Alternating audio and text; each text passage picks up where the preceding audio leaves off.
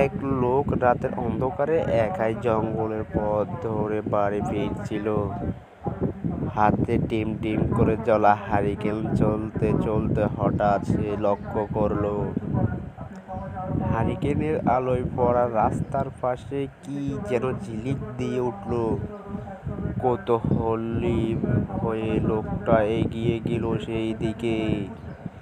এগিয়ে দেখলো এক তরুণী মেয়ের লাশ পড়ে আছে। সে ভয় পেয়ে উঠল। ঠিক দেখলো মেয়েটির ডান হাতের মধ্যে আঙ্গুল একটি হীরার আংটি ঝলঝল করছে।